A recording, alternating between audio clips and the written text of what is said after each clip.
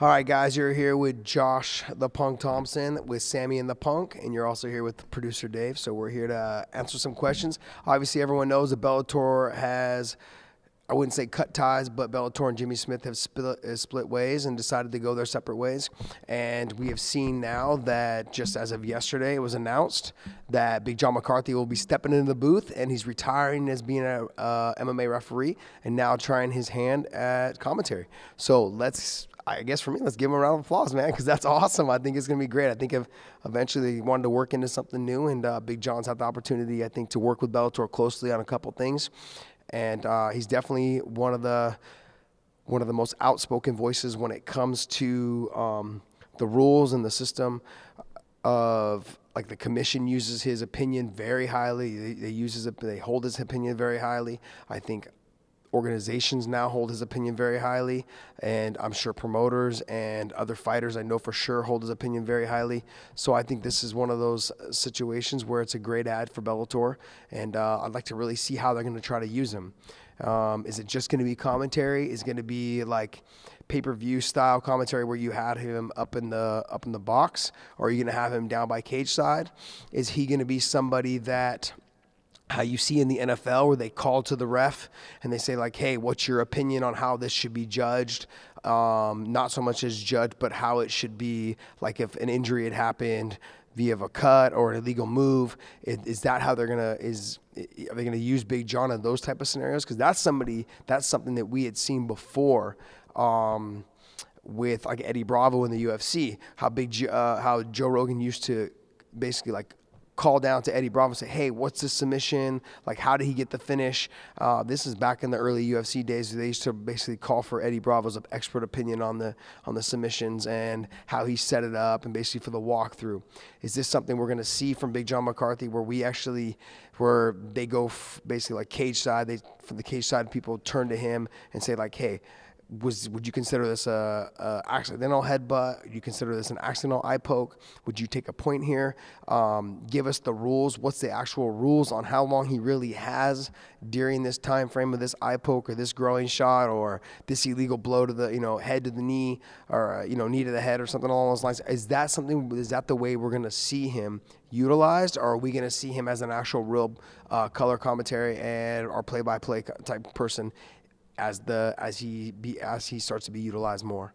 So that's one thing I want to know. We also have some questions people wanted to ask that they hit us up on Sammy and the Punk. So I'm going to try to answer those the best I can. Here we go.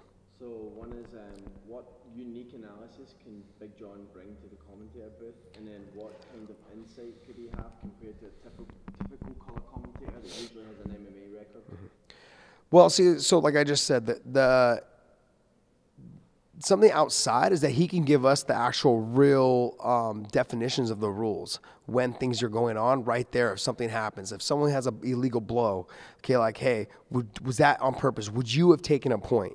In scenarios where there's a headbutt and he has to refer back to the judges, or he has to refer back to the cage side refs, or whoever it is he refers to, that's something that he would probably another analysis he would give, like something along those lines. He knows the rules better than anyone, and he's been around, I believe, since UFC 2 or 3. He's been covering all these fights for the longest time. So this, to me, is a scenario where he is perfect being used cage side as far as the rules and the headbutts. And I mean, his opinion based on, like, who he thought would win the fight would for sure be utilized. I mean, like, he's been in there with all the best and all the biggest stars in the sport of MMA. I mean, like, he's called guys from, he's reffed fights from, like, Chuck Liddell to Anderson Silva's to John Jones, DC, Cain Velasquez, all these guys. So I think these are all things that he could really try to utilize as going on.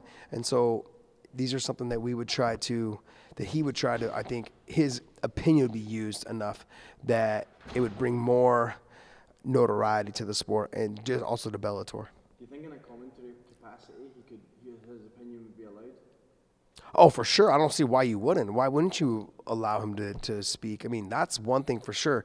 Like, I would value, I think everyone would probably value his opinion based on all the fights that he's been a part of, not just here in the United States, but I mean, overseas. He's called fights over in Russia and other countries and Japan. I'm like, he's been all around the world. So there's no doubt in my mind that his opinion would be valued. Now, As far as the techniques of it all, I don't know. I don't know how people would view that. Like, does he know enough and has he trained enough in the sport of MMA to talk about the setups, to talk about the finishes and what he could have done to finish? I don't know. I haven't had enough sit down and conversation with Big John to find that out. Okay, and then the last question was, who replaces him in the cage? Like, is in like top quality? Like, who's the next big time ref? I really just couldn't. Man. Abdeen's up there. Honestly, not for me. And I like Herb a lot, but I've had in my scenario, my situation with Herb, there's just been too many mistakes. There's a lot of good guys, there's a lot of good referees in there. I got to tell you, gosh, man, for some reason right now I'm blanking my mind. But the one that has the real long beard. Oh yeah. Gosh, like, he's amazing. I've had him a couple times. He's been an amazing ref. I believe I've had Murgilotti one time or maybe twice. Look, yeah, Beltran. I've loved him. Like, he's honestly, like, in the back, he's a no BS kind of guy. He comes up to you and talks to you, lays it all down. Very nice, but very nice. Like, definitely like someone that just catches you off guard because you see him he's a mountain of a man. He's like, you see him and you're like, man, this guy's huge. But it's definitely he's very nice, very soft spoken. But what an amazing guy. I've had the opportunity to talk with him and work with him at a bunch of other events too, where I wasn't fighting, but he was reffing, and he's always very nice. I would say he's probably next. There's no other guys to me that really stand out. Like everyone would, I'm sure, eventually just say Herb Dean. But for me, I've had too many encounters with him where there was too many mistakes in my own personal fights. So for me, no. But I do like Herb. I think he's a nice guy. I think he's a great. I think he's a good ref. But like I said, I've had too many personal encounters with him to not be biased and be like, hey, I think he'd be next. No, for me, he's not.